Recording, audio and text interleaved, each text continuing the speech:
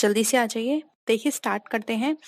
The board of directors of a joint stock company is selected bye employees, general public, government या फिर share holders. बताइए एक joint stock company का board of director जो है वो कैसे सेलेक्ट किया जाता है या किसके द्वारा, बताइए। और लाइक भी जरूर कर दीजिएगा क्लास को और अपने फ्रेंड्स के साथ शेयर भी कर दीजिएगा। देखिए इसका जो यहाँ पे आंसर है वो है ऑप्शन डी, जो कि है शेयर होल्डर्स। ठीक है, share holders joint stock company के डायरेक्टर को अपॉइंट करते हैं, जिससे कि उन्हें पता चले कि जो भी कार्य कंपनी के अंदर किया जा रहा है काम, वो उसमें ट्रांसपेरेंसी है। क्योंकि अगर बोर्ड ऑफ डायरेक्टर्स जो अपॉइंट करेंगे अगर वो कंपनी के ही कमेटी के लोग करेंगे तो वहां पर क्या होगा, उनको ये लगा रहेगा शेयर होल्डर्स को कि वो उनके ही बायस होकर काम करेंगे, इसलिए वो शेयर होल्डर्स इनको अपॉइंट करते हैं, जिससे कि वो ट्रांसपेरेंसी रखे काम में और किसी से भी बायस ना हो। ठीक है, सेकंड है liability of a partner. Unlimited, limited to the extent of his share in profit, limited to the extent of his capital, limited to the extent of his share. बताइए क्या होगा इसका राइट आंसर।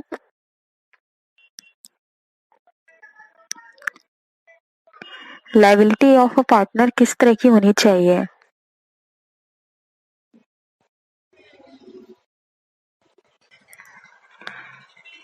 जल्दी से करिए answer. देखिए अगर हम एक पार्टनर की लायबिलिटी की बात करें तो यहाँ पर इसकी जो लायबिलिटी होती है वो अनलिमिटेड होती है। अगर किसी भी तरह की यहाँ पर जो भी अमाउंट है कम पड़ रहा है, फॉर्म से पूरा नहीं हो पा रहा है, जो भी लायबिलिटी है पूरी नहीं हो पा रही है पे, तो फिर वहां पर उनकी जो पर्सनल असेट्स है उनको भी यूज किया जा सकता है। इसलिए ये कहा जाता है कि पार्टनरशिप के अंदर पार्टनर की लायबिलिटी कैसी होती है? अनलिमिटेड।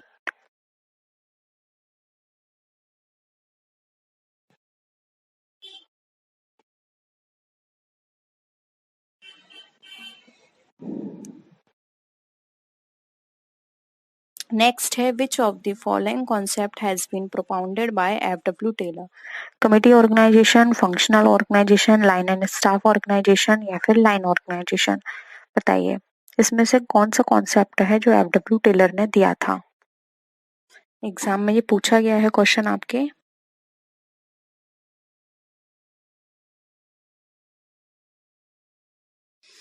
देखिए राइट आंसर हो जाएगा बी, जो कि है फंक्शनल ऑर्गेनाइजेशन।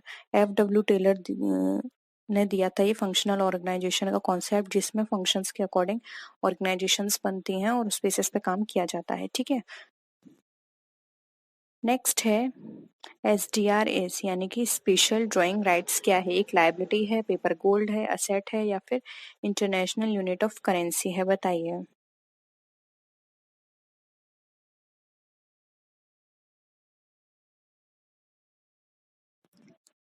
क्या होगा इसका राइट आंसर?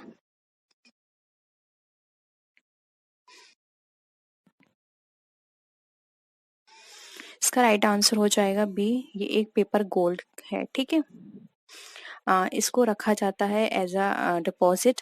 जब भी हम बात करते हैं जो हमारी जो करेंसी छपती है तो वहां पर ये SDR रखा जाता है। ठीक है, यानी कि जहाँ हमारी करेंसी बनाई जाती है तब वहां पर इसको एज अ रिजर्व रखा जाता है। नेक्स्ट है journal is a memorandum book, secondary book, primary book या फिर none of the above. Journal कौन सा बुक कहलाती है?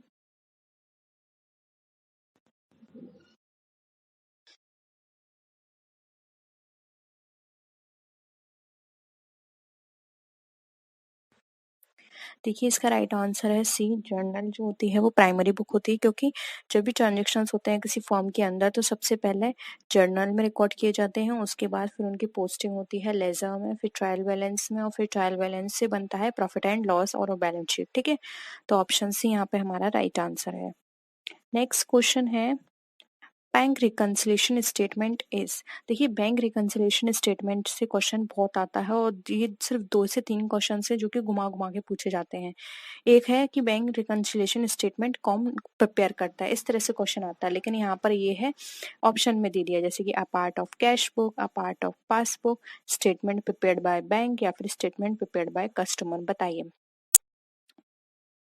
तो देखिए बैंक रिकन्सिलेशन स्टेटमेंट की बात करें तो ऑप्शन डी राइट आंसर होगा, ये कस्टमर के द्वारा प्रिपेयर किया जाता है। जब नेक्स्ट है ऑडिटर इज एन, ऑडिटर क्या होता है? एम्प्लॉय होता है, एम्प्लॉयर होता है, इंडिपेंडेंट पर्सन या फिर अकाउंटेंट? बहुत अच्छे से आंसर करिएगा, थोड़ा सा आपको कंफ्यूजन करने के लिए यहाँ पे इस तरह के ऑप्शंस दिए हुए हैं, ठीक है।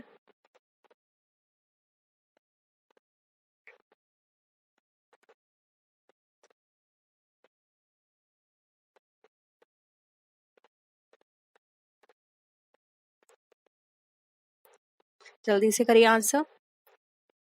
इसका आंसर हो जाएगा सी, इंडिपेंडेंट पर्सन। देखिए, आप यहाँ पर एम्प्लॉय नहीं कर सकते, माना कि वहाँ पर एक इंटरनल ऑडिटर भी कंपनी में अपॉइंट किया जाता है, लेकिन फिर भी हम यही कहेंगे कि एक इंडिपेंडेंट पर्सन होता है, फिर वो चाहे वहाँ पे इंटरनली अपॉइंट किया गया हो या फिर एक्सटर्नली, ठीक है, या फिर वो डेली बेसिस पर, यानी कि आप वहाँ पर पेड बेसिस पे किया गया हो या फिर वन टाइम बेसिस पे किया गया हो, वो इंडिपेंडेंट पर्सन ही कहलाएगा। क्योंकि वो यहाँ पर ये कहा जाता है कि कोई भी जो ऑडिटर होता है वो बाइस नहीं होना चाहिए, भले ही वो वहाँ से सैलरी ले रहा है, लेकिन फिर भी उसको सारी चीज़ें ट्रांसपेरेंट शो करनी है, इसलिए वो एक इंडिपेंडेंट पर्सन होना चाहिए, इसलिए ऑप्शन सी यहाँ पे करेक्ट है। नेक्स्ट है, which of the following is not included in current assets? Furniture, cash, business entries या फिर एडवांस पेमेंट्स?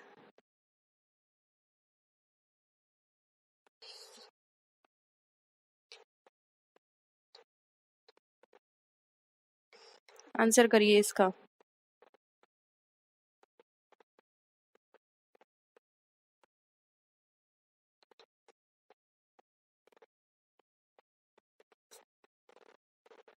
क्या लगता है आपको इसके अकॉर्डिंग, क्या इसमें करंट असेट्स में इंक्लूड नहीं होगा?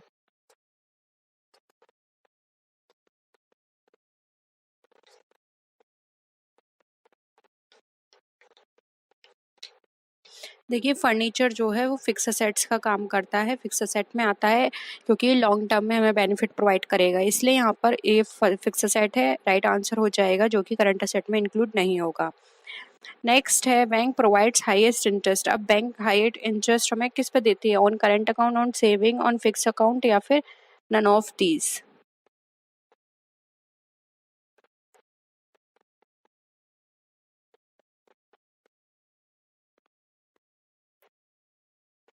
देखिए, इसका आंसर हो जाएगा सी, फिक्स्ड अकाउंट। एक फिक्स अकाउंट पर हमें बैंक हाईएस्ट इंटरेस्ट प्रोवाइड करती है, क्योंकि यहाँ पर एक फिक्स टाइम के लिए बैंक के पास वो जमा हो जाता है, जिसको वो फर्दर कहीं और इन्वेस्ट करके अर्न कर सकती है इंटरेस्ट को, इसलिए वो यहाँ पर हमें हाई इंटरेस्ट पे करती है।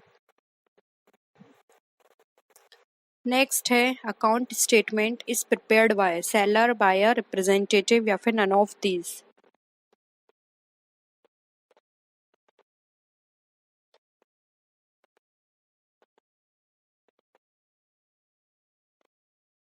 अकाउंट स्टेटमेंट कौन प्रिपेयर करेगा? जल्दी से आंसर करिए।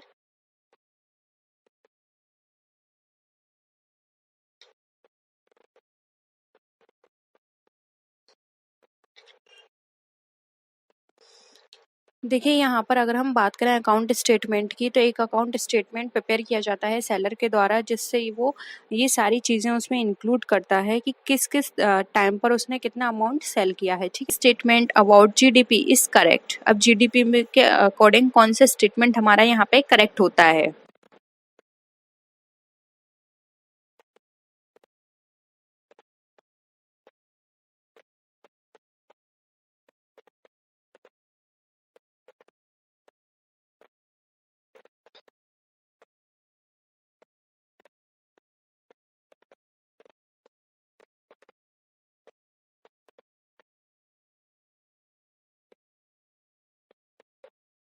जल्दी से बताइए।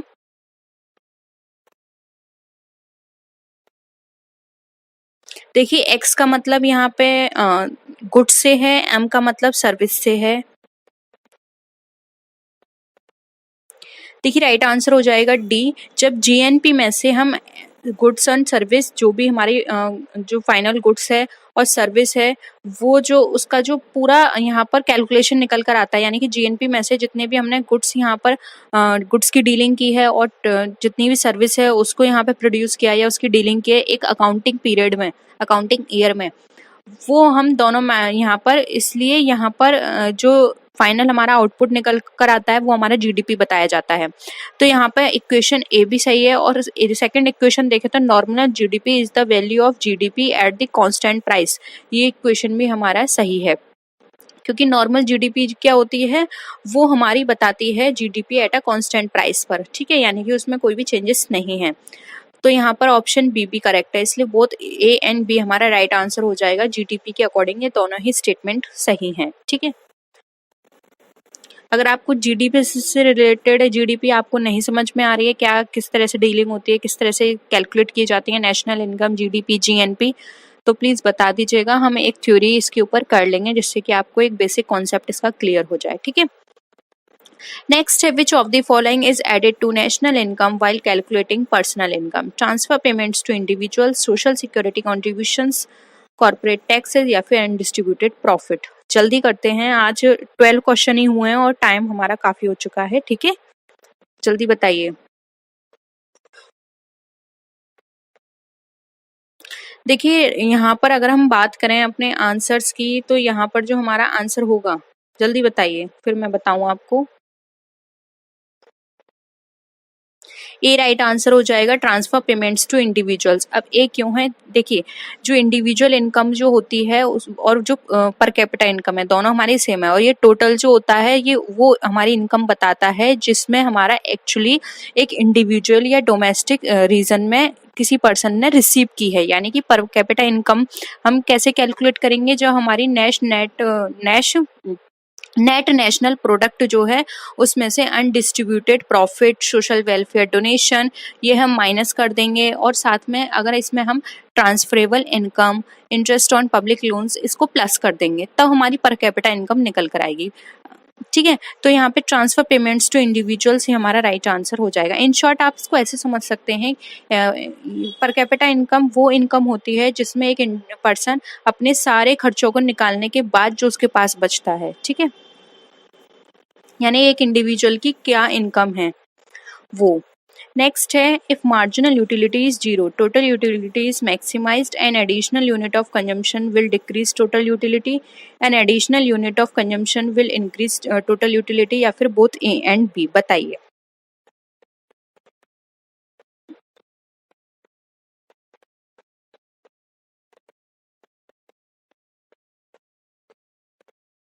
बहुत सिंपल है, बहुत बार डिस्कस कर चुके हैं, आंसर ए होगा। देखिए जब टोटल यूटिलिटी मैक्सिमाइज पहुंच जाती है तो हमारी मार्जिनल यूटिलिटी वहां जीरो होती है, ठीक है। नेक्स्ट है, which of the following is not the feature of oligopoly, इसमें से कौन सा ओलिगोपॉली का फीचर नहीं है।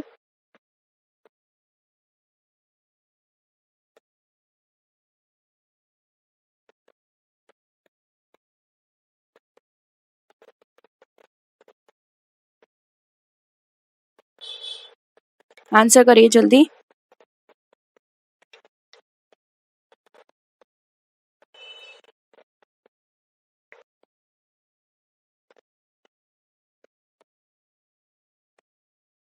Small number of sellers, absence of mutual dependence of firm, possibility of firm forming cartel, या फिर all of the above।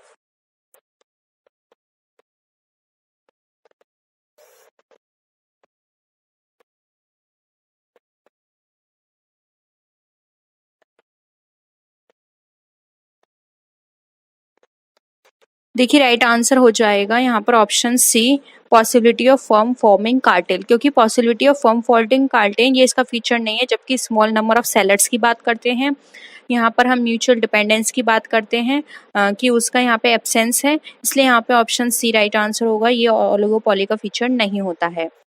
Next question पे आते हैं, according to law of diminishing marginal utility, total utility is at increasing is at a maximum with the first unit, second है increasing units of consumption increase the marginal utility, third है total utility will rise at a falling rate as more units are consumed, and fourth है हमारा marginal products will fall as more units are consumed, बताइए।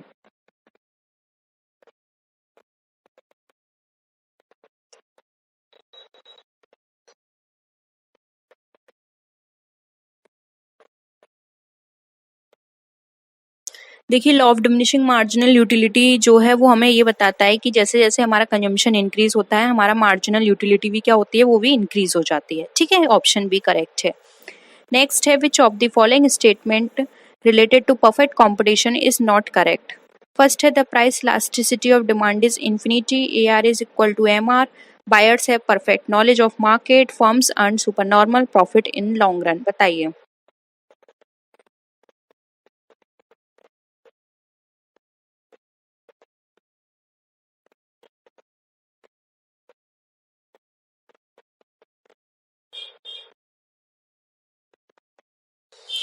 देखिए not correct की बात पूछी है तो ये ऑप्शन फोर्थ देखिए, firms earn super normal profit in long run.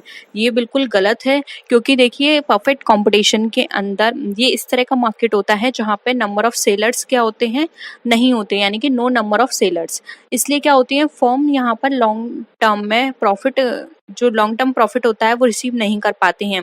इसलिए यहाँ पे सुपर नॉर्मल प्रॉफिट की हम बात नहीं करेंगे। ऑप्शन डी यहाँ पे राइट आंसर हो जाएगा क्योंकि यहाँ पे नंबर ऑफ सेलर्स ही इतने नहीं है तो फर्म प्रॉफिट अर्न नहीं कर पाती हैं लॉन्ग रन में। ठीक है, तो ऑप्शन डी जो है यहाँ पे राइट आंसर हो जाएगा।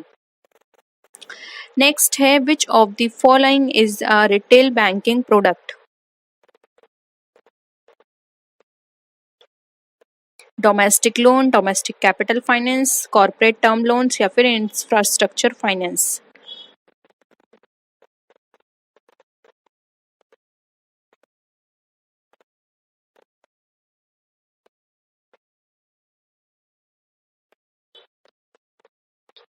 देखिए इसका राइट आंसर होगा ए डोमेस्टिक लोन्स, क्योंकि रिटेल बैंकिंग को हम कंज्यूमर बैंकिंग भी बोलते हैं। ये एक मास मार्केटिंग का एक प्रोडक्ट है, मास मार्केट बैंकिंग का।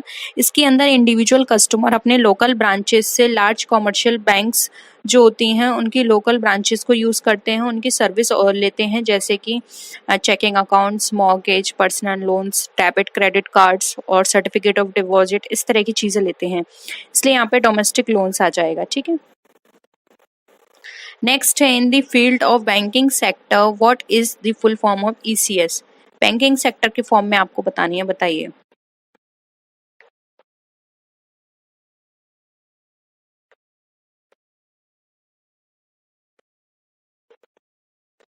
क्या होगा इसका आंसर?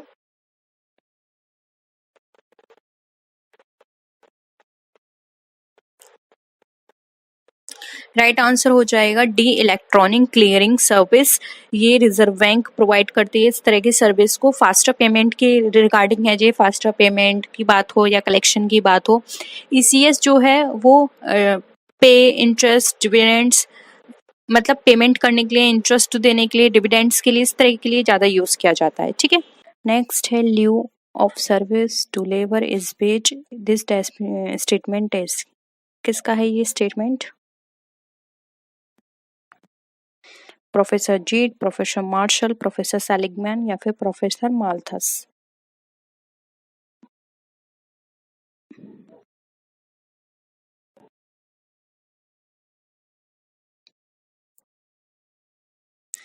अगेन ये स्टेटमेंट भी दिया है प्रोफेसर मार्शल ने। ठीक है, नेक्स्ट है labour is an dash means of production, कैसा है?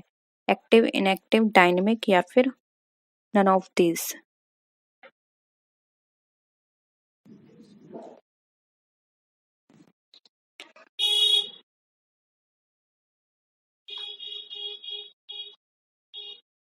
एक्टिव है क्योंकि देखिए ये चल सकता है, मूव हो सकता है, ठीक है, सांस लेता है, तो ये एक्टिव है।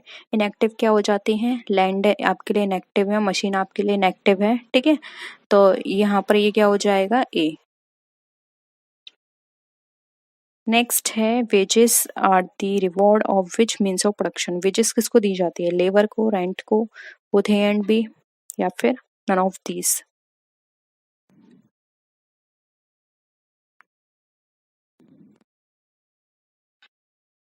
आंसर करिए जल्दी।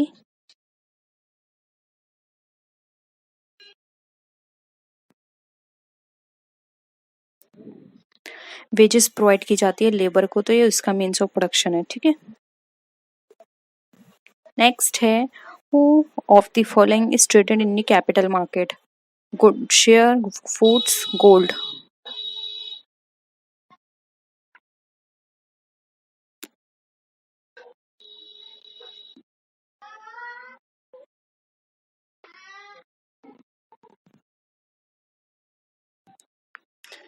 देखिए राइट आंसर हो जाएगा ए, जो कि है शेयर। शेयर और बॉन्ड ये हमारे यहाँ पर बेचे और खरीदे जाते हैं, ठीक है। शेयर्स हो गए, डिवेंचर्स हो गए।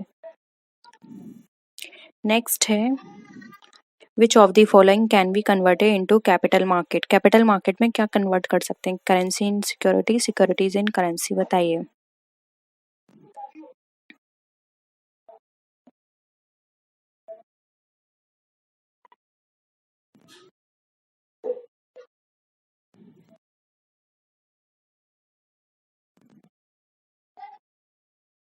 देखिए राइट आंसर हो जाएगा यहाँ पे सी, जो कि है both A and B. Currency को हम एक्सचेंज कर सकते हैं, कन्वर्ट कर सकते हैं सिक्योरिटी के अंदर, या फिर अगर हम चाहें तो अपनी सिक्योरिटीज को कन्वर्ट करा सकते हैं करेंसी के अंदर। दोनों ही हमें फैसिलिटियाँ दी होती हैं, ठीक है। नेक्स्ट है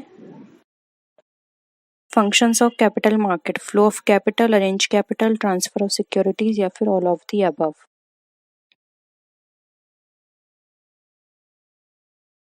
क्या होता है कैपिटल मार्केट का फंक्शन?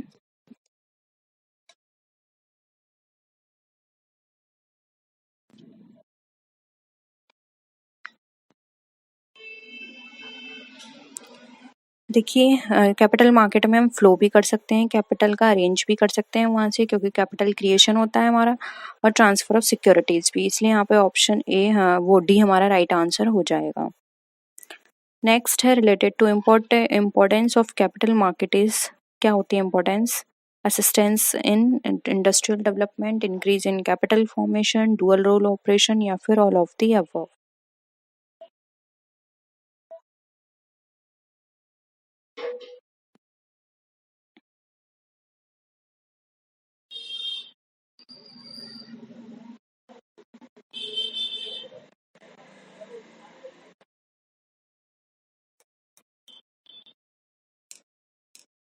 बताइए। देखिए डी राइट आंसर हो जाएगा। जो कैपिटल मार्केट है, डुअल रोल क्या होता है, जो अभी मैंने आपको बताया, करेंसी को हम कर सकते हैं किसमें? सिक्योरिटीज में, और सिक्योरिटीज को करेंसीज में। तो डुअल रोल ऑपरेशन हो गया, इंक्रीज इन कैपिटल फॉर्मेशन भी होता है, और असिस्टेंट करता है इंडस्ट्रियल डेवलपमेंट में, ठीक है। तो ऑप्शन डी यहाँ पे हमारा करेक्ट है। तो यही थे 25 क्वेश्चंस। होप यहाँ पर आपको सारे क्वेश्चंस क्लियर हैं। कोई भी डाउट हो तो बता सकते हैं। नेक्स्ट वीडियो में मिलते हैं और भी अच्छी वीडियोस के साथ। तब तक के लिए टेक केयर, बाय बाय।